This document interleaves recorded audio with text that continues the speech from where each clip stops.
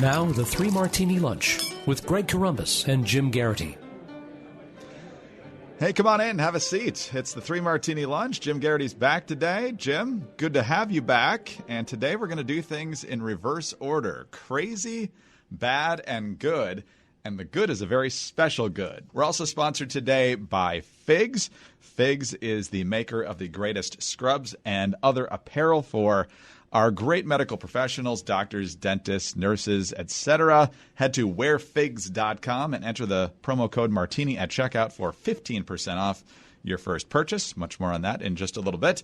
Jim, let's start with our crazy. And it deals with the 2020 presidential race. To no surprise, yesterday, David French and I talked about Beto now being actually in favor of gun confiscation for those people who might actually not agree to turn in their legally purchased weapons under his scheme. But since he's never going to be president, we can move on to a different person for today's Crazy Martini, Hillary Clinton.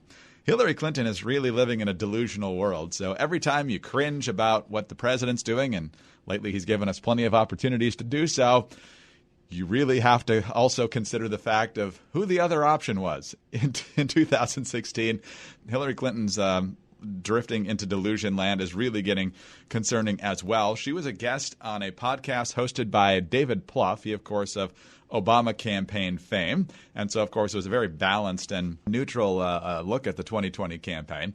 But Hillary Clinton still in just complete denial about 2016. First of all, here's what she had to say about losing Wisconsin and Michigan in the context of what Democrats have to do this time. But we're going to be outgunned, outspent, outlied. I mean, we're going to have a lot of problems. And the thing we have to do is get enough people to turn out so that they can't, steal those votes through suppression in Wisconsin or convince blacks not to vote in Michigan, all the stuff that they did this last time, which was very effective, and the Russians played a big role in. And she's not done yet. She says in 2020, the Russians are also going to be very active when it comes to fielding a third-party candidate. And guess who she has in mind? They're also going to do third party again.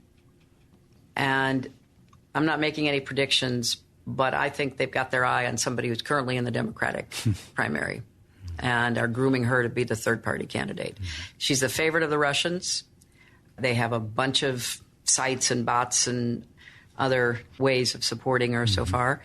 And that's assuming Jill Stein will give it up, which she might not, because she's also a Russian asset. Yeah, she's a Russian asset. I mean, totally. And so they know they can't win without a third-party candidate. And so I don't know who it's going to be, but I will guarantee you they'll have a vigorous third-party challenge in the key states that they most need it. Jim, you and I didn't vote for Hillary Clinton. Does that make us Russian assets? Because apparently it sounds like anything that didn't go her way was the Russians.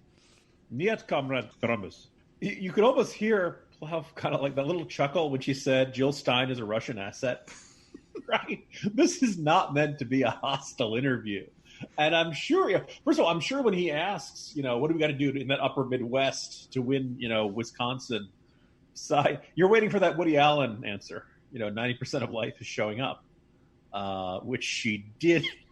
But she keeps going on this. First of all, it's an intriguing theory that, first of all, the argument from Hillary Clinton basically is that the Green Party is a sinister plot of the Republican Party, secretly being, manipulated by the Republican Party and or by Russia.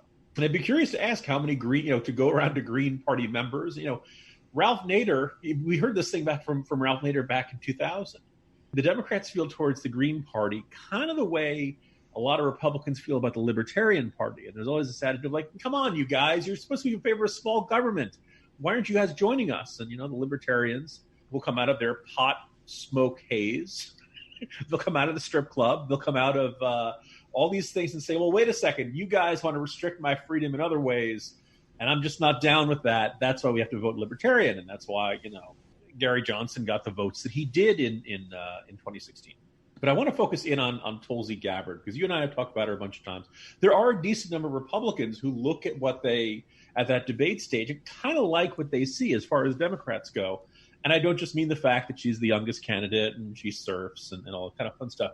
I disagree with Tulsi Gabbard on a lot of foreign policy issues.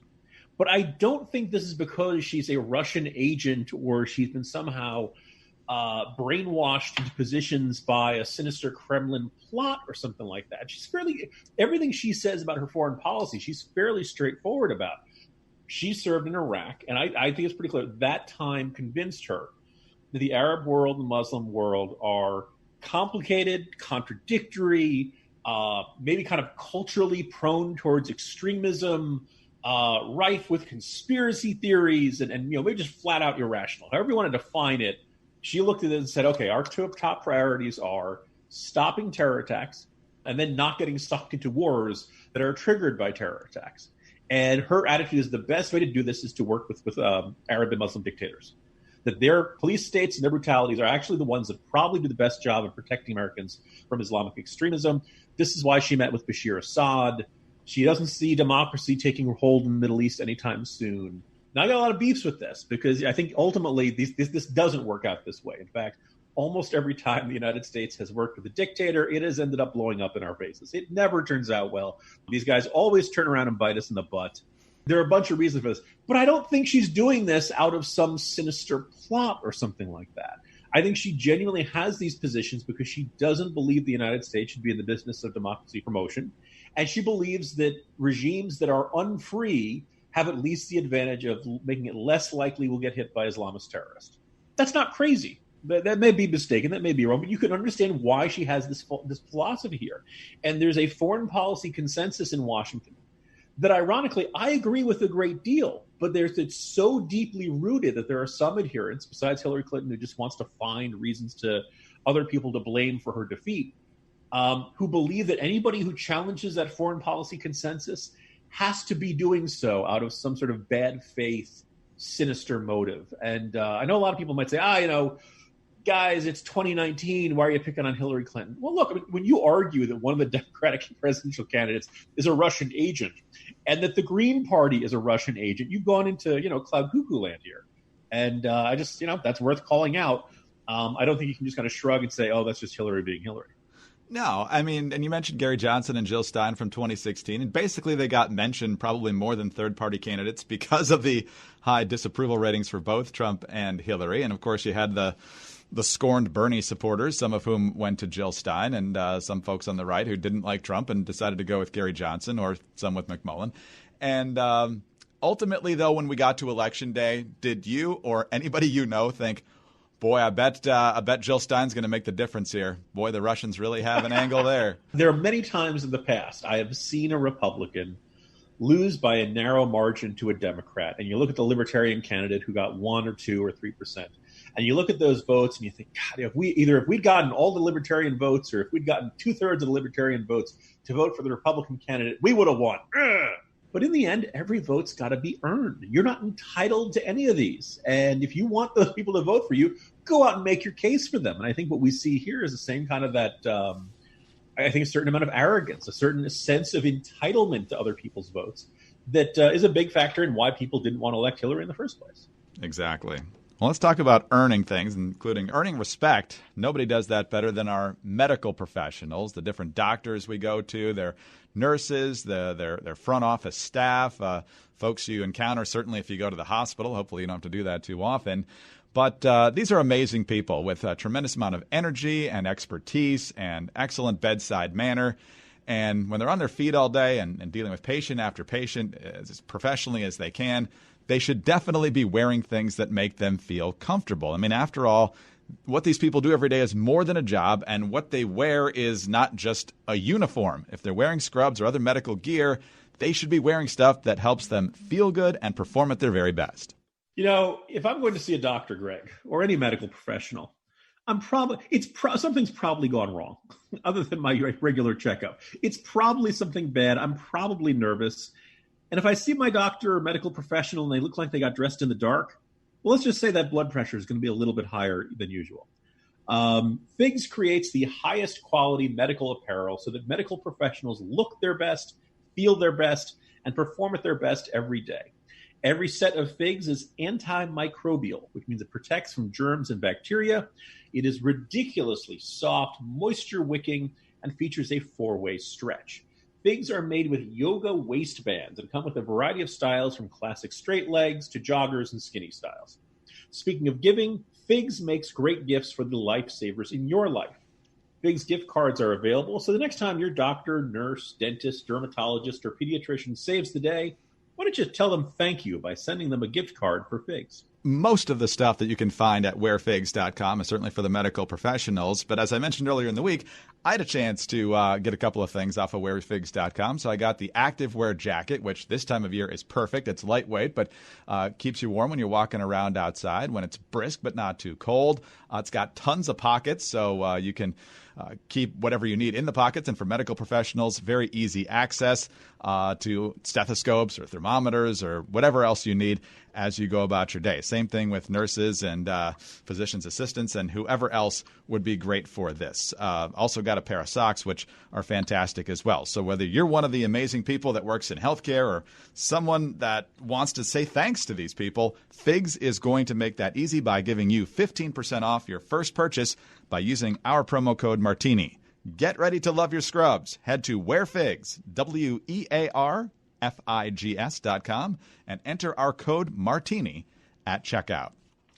All right, Jim, there's more than the presidential race to the 2020 campaign. There's also House, Senate, just endless amount of state races and local races as well. When it comes to the Senate, one of the most endangered Republicans by most estimations is Cory Gardner. He defeated one of the Udalls, I can't remember which one, I think it was Mark, in 2014. Pretty reliable Republican senator, I would say. But in a state that's purplish blue and increasingly blue like Colorado, he's in trouble. And a new poll out there shows just how much he's in trouble. This is from Keating Research, On-Site Public Affairs, and Martin Campaigns. This is a Colorado statewide voter poll from October of this year, obviously. Let's start at the top here. President Trump, 38% approval, 60% unfavorable. That's not going to get the job done for most Republicans who are going to have to run on the same ballot as him. Cory Gardner, 34% favorable, 45% unfavorable, so that's not looking good. John Hickenlooper, 51% favorable, 35% favorable. And in the ultimate matchup here, obviously still a little bit more than a year away from Election Day, Hickenlooper 53, Cory Gardner 42. And if you look at definite Hickenlooper, 51%, definite Gardner 39. So, I mean, these are guys with pretty strong name recognition already, Jim. There don't seem to be a ton of undecideds here or even leaners. And so where Trump's 20 points underwater, Cory Gardner, who's underwater himself, has got a lot of swimming against the current to do here. Yeah, this is about as depressing a poll result as I've seen in a while. And look, you want to argue that it's a Democratic firm that did it fine. The other polls by nonpartisan firms don't look that much different. It matches the narrative. It makes sense in a bunch of ways. I mean, this is not a little-known Democratic candidate. Hickenlooper is a two-time governor. Before that, he was a two-time mayor of Denver. People know who he is. We laughed at his presidential campaign. It really seemed kind of surprisingly amateurish and really couldn't break through or anything like that. But he's not going to have that issue in Colorado. People in Colorado generally like him. Cory Gardner, when he won in 2014, looked like one of the next great rising star in Republican circles. And he's been great, but I think it's safe to say that he was in a state that was purple to trending blue. Cory Gardner was the kind of guy who'd want to like engineer in a laboratory to be the kind of guy to win in a suburban district and to win people who aren't, to have that broad appeal. The Colorado Springs military families, to the rural farmers, to suburban soccer moms. This was a guy who had a broad spectrum of appeal. Well, he's not the face of the Republican Party anymore in Colorado. He's, Donald Trump is the face, and Donald Trump does not play well in suburbs, and he does not play well with a bunch of demographics that used to be at least reasonably open to voting for Republican candidates. And I don't think that Cory Gardner is his own natural traits, charisma, stances, rhetoric, et cetera. It can't surpass that. It can't overcome that. And this is a state that otherwise has been, it was trending blue. And since the Trump era began, it's been going hard blue in another further direction. You don't want to write off Cory Gardner yet. He's, like I said, he's a very talented politician. But this is a big, steep hole to climb out of. You figure, any The economy is probably not going to be any better a year from now than it is then. I mean, maybe on the margins, not enough to suddenly change his numbers. It's not like Trump's going to be a different guy a year from now. We're probably going to go through the impeachment process. Sounds like people in Colorado are pretty fine with impeachment. And so, Cory Gardner's got the choice of, does he irritate his base and vote for impeachment, or does he vote against it and alienate the slim majority that supports impeachment and removal of the president? But there's a little wrinkle I saw from All Upon It over at Hot Air, Greg. So let's say, as early next year, these numbers look exactly the same. Cory Gardner, I think it's safe to say, is not on the same page as President Trump, and he probably finds President Trump pretty infuriating on a regular basis. If you're down to Hickenlooper by 10 to 15 points, and Trump has effectively ended your political career after one term in the Senate, are we 100% sure Cory Gardner votes against removing the president? Not necessarily. I think it kind of depends on what other Republicans are doing. If it's a vote that gets nowhere close to 67 or whatever they need, it may not move the needle that much either way. In other words, if you don't like Cory Gardner and all of a sudden he decides to vote to convict President Trump, do you suddenly change your mind on that? Yeah, I don't say this in an effort to save his seat. I think the idea is that if Cory Gardner is going down either way, is there some part of him that might be, thanks a heap, big guy. Your particular style of politics has wrecked the Republican Party in my state. Why should I stick my neck out to defend you when you do so little to help me out? It's just floating that theory out there for people who might be unacceptably cheery on a Friday.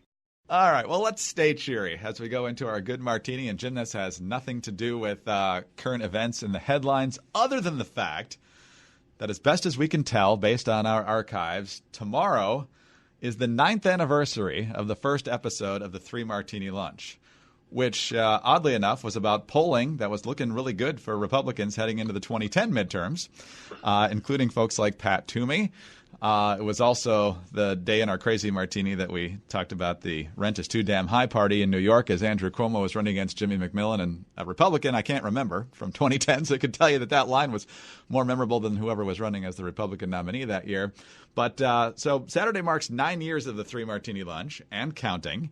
And so we decided to look back at some of our favorite moments, one which has, I think, in the minds of both of us and our listeners become the quintessential Three Martini Lunch moment. This was from June of 2016 in the wake of a very difficult story, which was the horrific mass shooting at the Pulse nightclub in Orlando. And as the investigation into that went on, we found out the FBI had come across the shooter twice, looked at him twice, decided not a threat, and then we found out even later that the shooter and his wife had cased Disney World reaching out to the FBI and the FBI not deeming that worthy of investigation. So that led us to this. What do they have to do to get rounded up?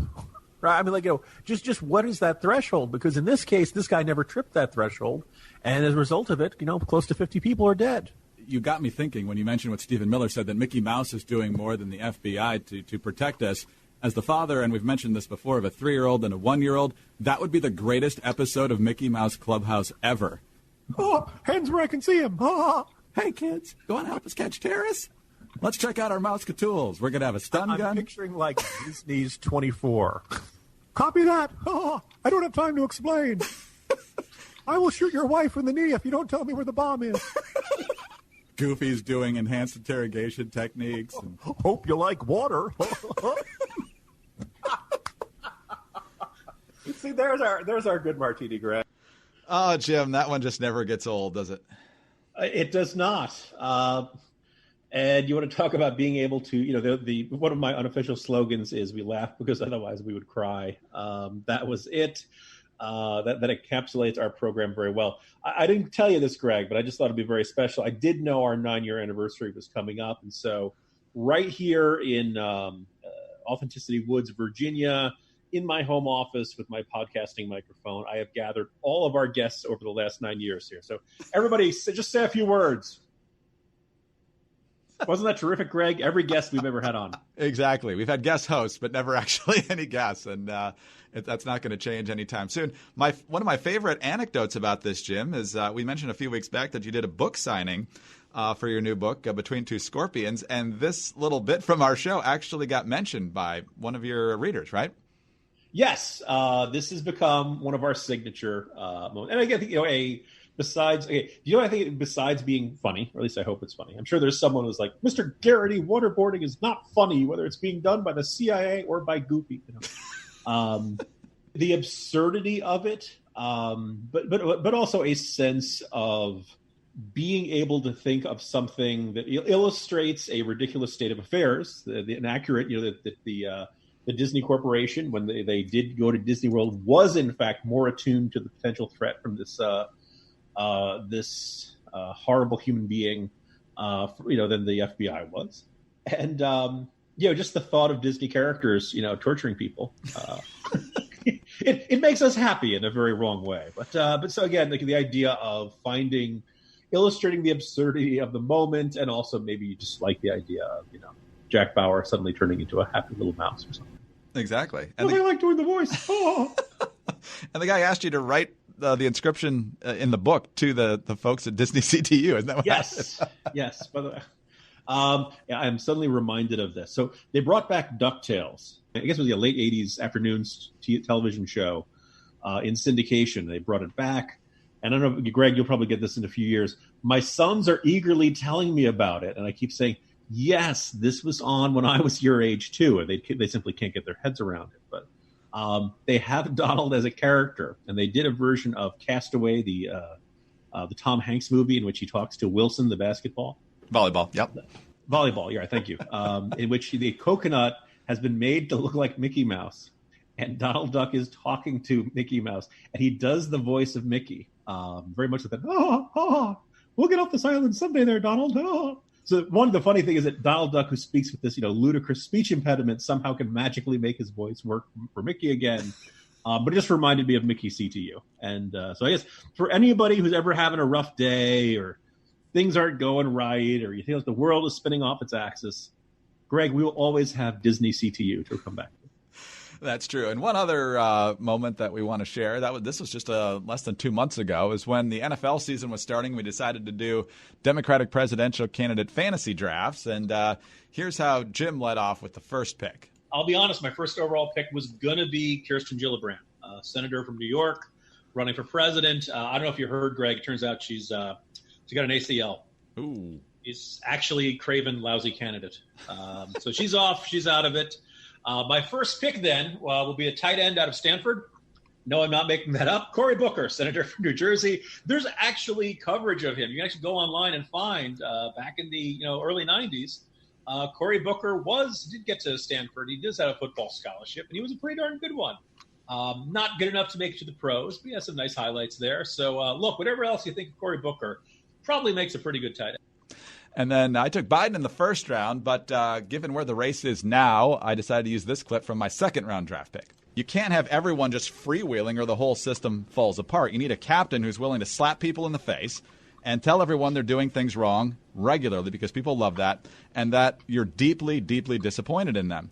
And no one is better at that than Elizabeth Warren, who I often liken to the nitpicker from your local homeowners association who reports you because your mailbox is 8 inches from the curb instead of 9.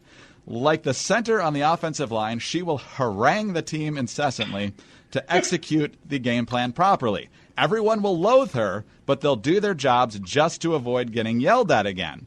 And just like the great Jim Thorpe, perhaps the greatest football player ever, Warren brings another intangible to the game. That's right, she's from Oklahoma. Jim, we're just getting warmed up. We got a whole presidential election over the next year, and sadly for many folks, a year from now we still won't be at election day, but we'll be close. Yeah, Greg, I just also want to point out your metaphor of Elizabeth Warren as the nosy neighbor who rats you out to the homeowners association for a extraordinarily minor technical violation. I have mentioned that both in conversation and writing many times, and I got to tell you, every time, Greg, people are like, oh, my God, yes, that's who she is.